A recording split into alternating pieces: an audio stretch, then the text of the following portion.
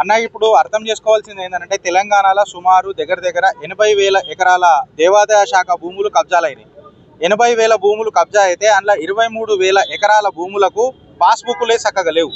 కేవలం వాళ్ళు ఏదైనా అప్డేట్ చేసి పెట్టుకున్నారు అని అంటే ఒక 2,338 ఎకరాలకు తప్ప మిగతా దానికి దేనికి కూడా కేసులు వేయలే, దాని మీద పోరాటం లేదు. లెక్క ప్రకారం తీసే మాట్లాడితే ఇవాళ సాక్షాత్తు ముఖ్యమంత్రి గారి నియోజకవర్గం కోడంగల్ల కోస్గిలా 17 ఎకరాల భూమిని దేవాదాయ శాఖకు సంబంధించిన భూమిని తీసిచ్చిర్రు. ఇవాళ రాష్ట్రీయ వానర సేన తరఫు నుంచి మేమేమని డిమాండ్ చేస్తున్నామనంటే మళ్ళా తెలంగాణలో 243 ఎనిమి ప్రాపర్టీస్ ఉన్నాయి. ఎవరైతే పాకిస్తాన్కి వెళ్ళిపోయినరో, ఎవరైతే బంగ్లాదేశ్కి వెళ్ళిపోయినరో, మళ్ళీ ఎవరైతే చైనాకి వెళ్ళిపోయినరో వాళ్ళని custodians of protection of etcetera అని చెప్పి దాని మీద ఒక పెద్ద మినిస్ట్రీ ఆఫ్ హోమ్ అఫేర్స్ నుంచి 8 ప్రాపర్టీలు 243 ప్రాపర్టీలు ఉన్నాయి. అందులో అత్యంత పెద్దమైన ప్రాపర్టీ 650 ఎకరాలకు సుమారు పైన శంషాబాద్లోనే నడుస్తున్నది. మీకు ఏదైనా అభివృద్ధి కార్యక్రమాలు చేసుకునేది ఉంటే ఆ భూములలో వేసుకోరు. వక్ఫ్ భూములకి ఎవడు ఏలు పెట్టలే, దేవాదాయ శాఖ భూములకే ఏలు పెట్టినరు. ఎందుకు పెడుతున్నారు అని అడుగుతున్నా. ఇంకొక ముచ్చట ఏందని అంటే సీతారాంపూర్లో ఇప్పటిదాకా రామన్న కూడా మాట్లాడినరు.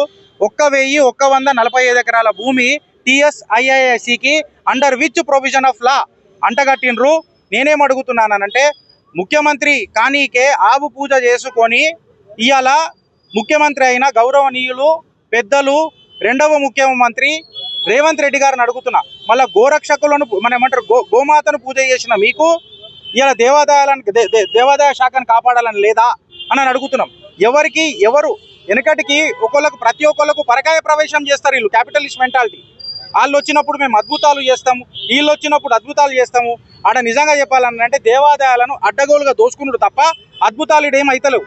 1,148 ఎకరాల భూమిని మీరు సంస్థలకు ఎట్లా కట్టుబెట్టినరు?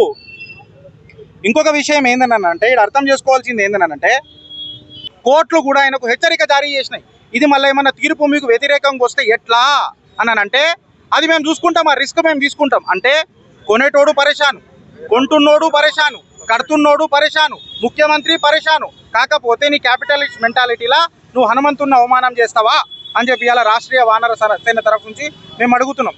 ఆ కాడికి వస్తే చెప్పుకుంటూ పోతే అట్లా మొత్తం 80,000 ఎకరాల భూమి లిస్టు మొత్తం మీకు రాష్ట్రీయ వానర సేన అంటగడుతుంది. ఆ కాడికి మాట్లాడితే ఇలా గౌరవ ముఖ్యమంత్రి వర్యులను ఏమడుగుతున్నామనంటే పాత బస్తీలా గంగా జమున తైజీబ్ అని అంటారు, అర్ఫా కనుమ్ షెర్వాని బాబరీ మసీద్ మీద మేము కుర్బానీ చేస్తామని అంటది. అర్ఫా కనుమ్ వాళ్ళు ట్వీట్లు కొడతారు, బాబరీ మసీద్కి మేము కుర్బానీ చేస్తామంటారు. 24 లాయర్లను కాంగ్రెస్ పెట్టలేదా? 24 మంది లాయర్లను పెట్టి అపీల్ చేసి కూడా పోలేదా?